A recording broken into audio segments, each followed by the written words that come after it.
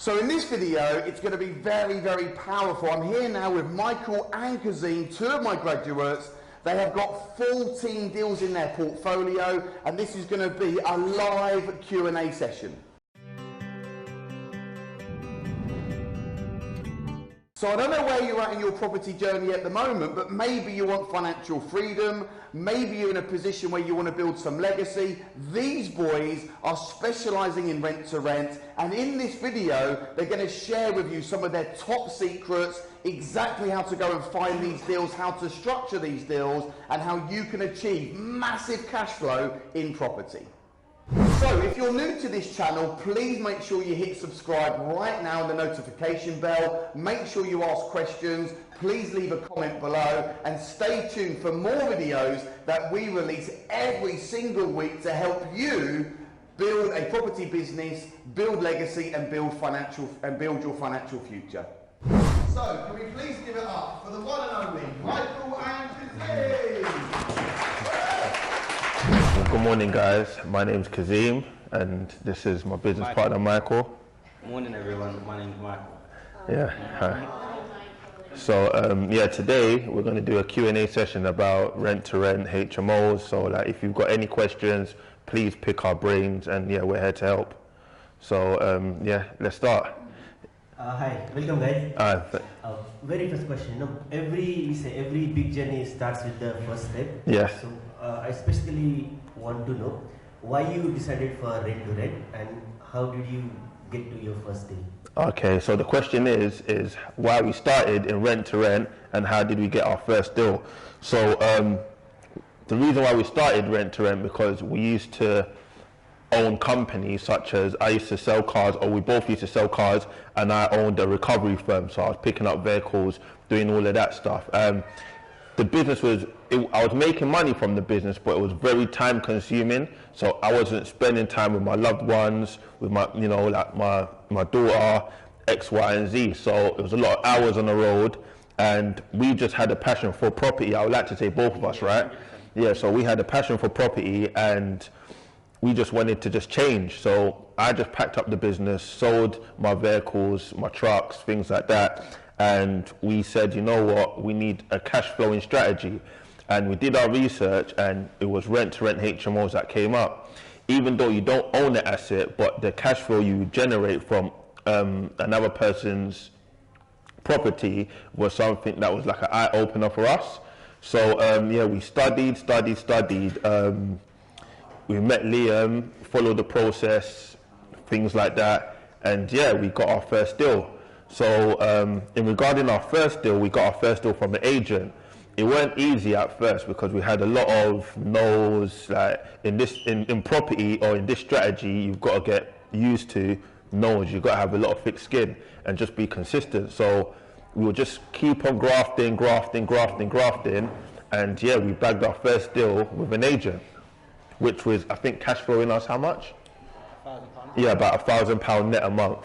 So the question is how many visits we did to agents and what was our breaking point, right? Do you want to answer that question? Yeah. We spoke to the estate agent several times on the phone, so I'll say about 4 times on the phone. But the first time we've gone to see the estate agent in person, that's when we bagged the first deal, because we built that rapport with them. You understand? So that's how we got it the first time. It was quite easy for you to do after making 4 calls? Yes, because they knew of us on the phone, but they hadn't seen us in person. They knew of us, but they hadn't seen us. So when we went to see them, it's like it solidified the relationship, if you understand. And the point of contact was only one person with whom you were talking on the phone?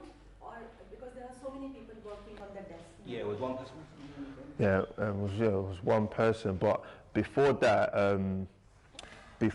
we contacted we did a lot of phone calls before we got our first deal. So I think we called about over 50 agencies, and we did a lot of viewings as well. So we put a lot of offers in. When you're a new company, it's a bit difficult to get these properties off agents. Reason being, you're a new company, and they will like your company to be running for a certain period of time. So for you to overcome that hurdle is be a guarantor. So once you can be a guarantor for the property, you will get the property, everything will be fine. So yeah, I think it's still. Hi there, Michael. What's the most common objection that you get from agents, and how do you get around that? The most common objections we get from agents. Okay, I would just say what the earlier starts of our journey. Our company is a new company. That was what came up the most. A new company. They wanted our company to be running a lot longer. Yeah, that's. I think. What would you say? That was about it. Yeah, that was the main issue that we were facing being a new company, because they were questioning how we would pass referencing.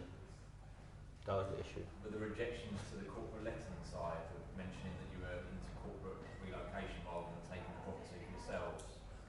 Some estate agents were just a straight no, but there was others that were open to the idea, and those are the estate agents that we worked with. Thanks. Hi guys. Dan. Hi. So going forward now, sort of Liam was just saying you've got your 14th deal over the line. Are you still getting these from estate agents, or is it sort of naturally now landlords are coming to you, seeing that you're a bit bigger and aggressive? Okay. Yeah. The question is where we're getting our properties from and how we're getting them. If it's with landlords, agents, things like that. So, funny enough, our portfolio right now is we've got properties. You name it, through different ways. We've got properties through agents, landlords, rooms like this. We've got properties. So, pardon? Yeah, Facebook. We've got properties from Facebook. So we haven't just used one formula to get our properties. Yeah, and networking, that really works as well.